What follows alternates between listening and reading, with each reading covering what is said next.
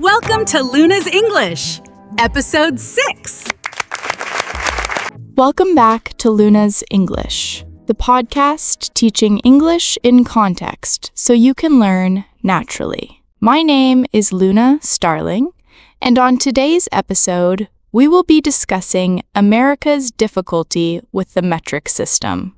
Now, if you are in any country besides the United States, you most likely use the metric system and are completely comfortable with it.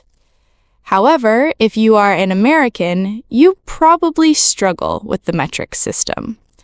I can say this from personal experience. So if this is your first time joining on the podcast, or if you don't know anything about me, a little bit about my background: I am a high school science teacher, and I have my graduate and undergraduate degrees in science. So I have a lot of history with the metric system. I took a lot of science classes and had to learn how to use the metric system, and I teach it every year to my students. And I can tell you from personal experience, it is an absolute nightmare. Teaching my students the metric system is one of my least favorite things to do the entire year. And the reason is because they struggle so much with it. I usually have students who are in their second or third year of high school. So by the time they've gotten to me, they have taken science classes and they have been exposed to and introduced to the metric system in each of those science classes. So usually when I get them, it's their fourth or fifth time learning the metric system. And even though they have seen it a number of times, they just don't understand it. They just do not understand how the system is based on tens, and they have the most difficult time converting and knowing what the prefixes mean. Now, if you are from a country that uses a metric system, that is probably crazy to you. You probably do not understand why Americans think it's so difficult. But I can tell you that my students do. It's not even converting between the American units, Fahrenheit, miles, feet, inches, ounces, into metric units, but it's converting within metric units themselves. So let's say, for example, I asked them to convert 1 kilogram to grams. You would think that would be somewhat straightforward, but no, it is not. You will get answers ranging from 100 to 25 to -7. Where did the negative sign come from? How is that possible? But it is. And I don't know why. I don't know why it's so difficult for my students to convert and to understand what the prefixes mean and move the decimal backwards and forwards. But they really struggle. They really struggle, and they really feel uncomfortable when they're using the metric system. And they have a difficult time when they are trying to explain it or use it or measure with it. So the question is, why? Why is it that Americans have such a hard time with this? And there's a number of reasons. I actually discussed this with my students, and I asked them why they think the United States has not switched over from the American customary units to metric units. And I get a number of responses. I know that my students aren't the entire United States population. I know that it's a relatively small sample, but I think how they feel, and I think that their ideas are a pretty good indicator, a pretty good sampling of how Americans feel in general about the metric system and why the United States has not converted over to it. So before we get into the reasons why, I wanted to go over a little bit of background information, a little bit about the history of the units in the United States. In the United States, we use American customary units, and you will almost always hear this called the imperial system. The imperial system was from Britain. It's based off of the British Empire system of units. and this system was developed in the 1800s. If you know anything about the United States, you will know that we declared our independence from Great Britain in 1776. So, when the imperial system was created and standardized, the United States was no longer a part of Britain. So, even though it gets called the imperial system and we say that we use the imperial system, we actually use the American customary units. They're very similar. The units have their origins in Great Britain, and because of our history as a British colony, we do have very similar units and very similar measurements. There's a lot of overlap, but they're not exactly the same.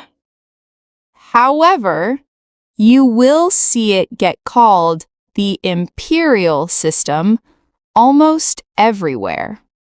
So, a little bit about the history of the metric system in the United States. There has been interest in using the system for centuries.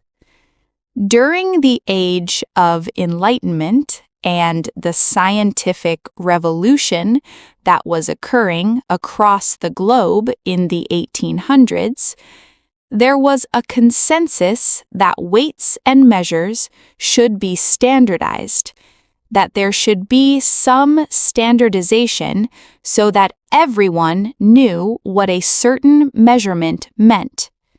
There was interest in the United States to help join this, and there were surveys done to try to analyze the cost. There were scientists and intellectuals who thought that it would be better if the United States joined in the effort to help create the standardization and the new system of units. And there was some willingness in terms of Congress to get people to adopt the metric system. So in 1866, there was something called the Metric Act that was passed in the United States. This act did not force anyone or encourage anyone to use the metric system. In hindsight, maybe it should have, but it didn't. What it did was that it allowed for the legalization of using the metric system in the United States. This meant that people who used it, businesses, institutions who used it, could not be sued and they could not get in trouble for using the metric system. But again, it didn't force people to convert over to that system. With each passing year, more and more people were using the metric system, and then you get the actual international system of units that was created and that made for the standardization process. After this occurred, the United States really became more aware of how far it had fallen behind in terms of using the metric system and getting on board with this new system of units. There was a lot of push in the 1960s with the new adaptation of the international system of units that the United States should convert. There was a lot of talk that the United States should convert when this happened. And I can tell you that my mom remembers this. She was a student in the 1960s, and she remembers being told that they had to learn the metric system, that the United States was going to convert, and that they had to start using this system every day. Well, we can say it's been decades since then, and that definitely has not happened. But at the time, there was a lot of talk about it happening. There was some push from the 1960s and the 1970s to really try to get into that system and start using it. With all of this talk about converting and trying to use the metric system, Congress decided to pass the Metric Conversion Act of 1975. It was signed into law by President Ford, and the purpose of it was what the name implies, trying to get the United States to convert over to the metric system.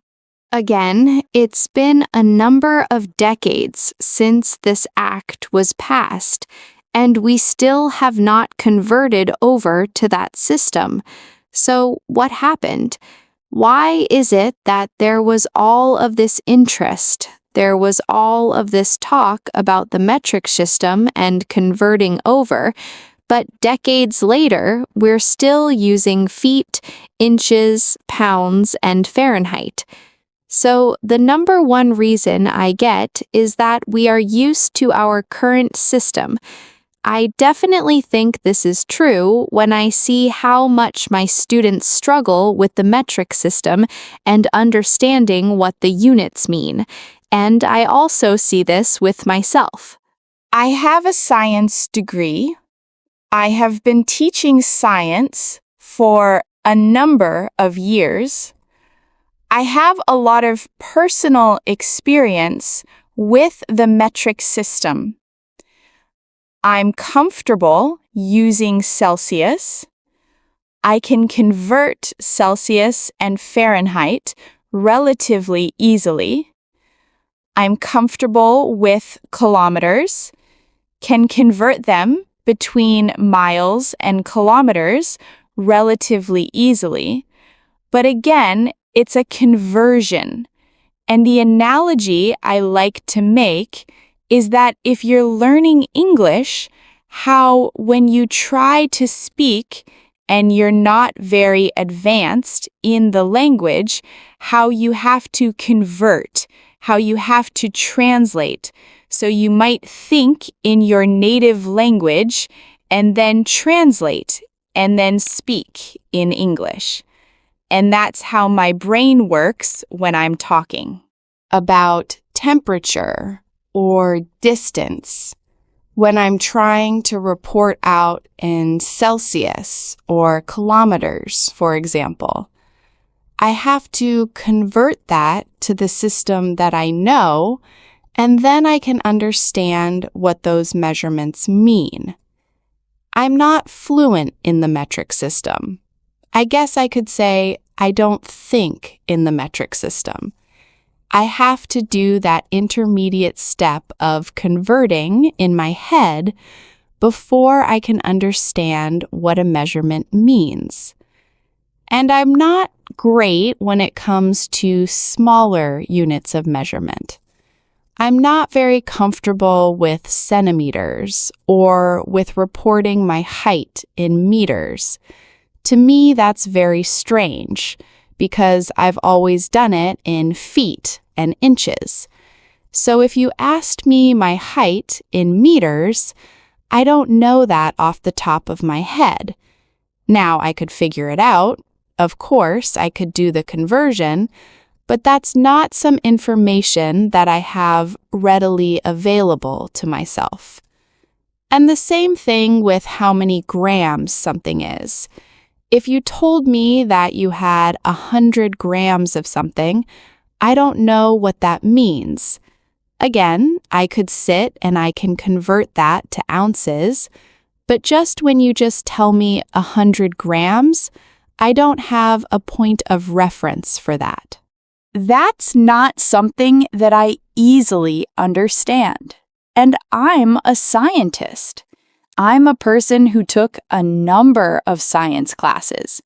I'm a person who teaches science, and I struggle. So I can only imagine how much other people struggle.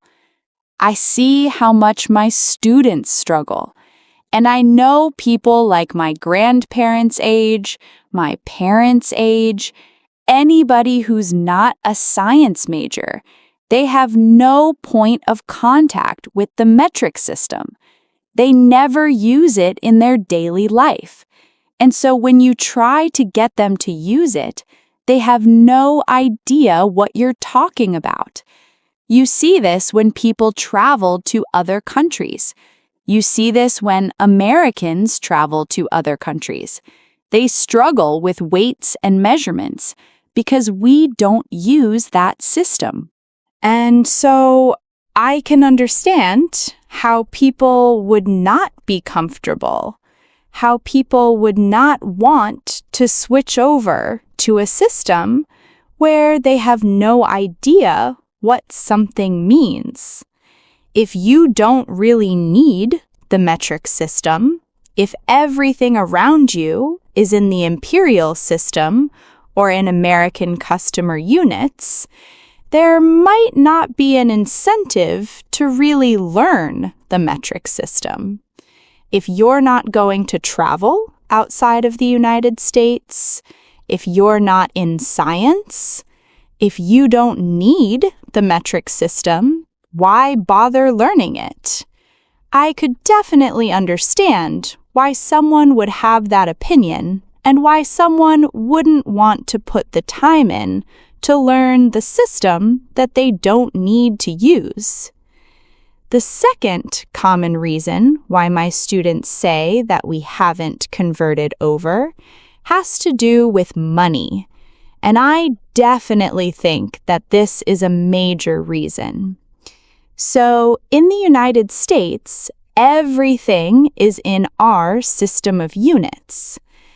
Everything. So, when you think of, for example, gas stations, if you look at the price, if you come to a gas station in the United States, the price is per gallon, not per liter.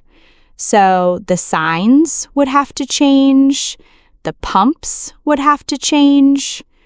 When you go to a grocery store and you weigh your produce, or the cashier weighs your produce, that's in pounds. So all of those scales would have to change and go over to kilograms. All of our road signs that when you're driving on the freeway and they tell you how far the next city is or how close you are to the next exit, those are all in miles. Those would all have to change over to kilometers. When you look at packaging for businesses, those are in ounces, and you would have to convert that over. And so you can start thinking when, as a whole, as everything that needs to be changed in the entire country, that would be a lot of money. That would be extremely significant. That would be a high amount of money. And who's going to pay for that? Would taxpayers want their tax dollars to go to changing to a system that they don't see the point of using and that they don't even understand? Would you want to pay for your road signs to get converted over to kilometers if you don't know what a kilometer is? So you're going to pay money to get signs converted so that you don't understand what they are. Even speedometers, odometers in the United States, when you're looking at a car, it says the number of miles on the car or how fast you're traveling in miles per hour. All of that would have to change. And I don't know if the government would be able to subsidize every business that had to change something over. I don't think American taxpayers would want to fund it. And so then the question becomes, who would pay for it and what's the incentive for that? I can see the argument of how that would be too expensive and that would cost too much money, and how it would not happen just based on the monetary factor alone. And I definitely think it's a major factor why the United States has not switched over to the system. And the last reason that I always hear from students is that Americans like being different. Americans like being American, and they like their culture and their way of life.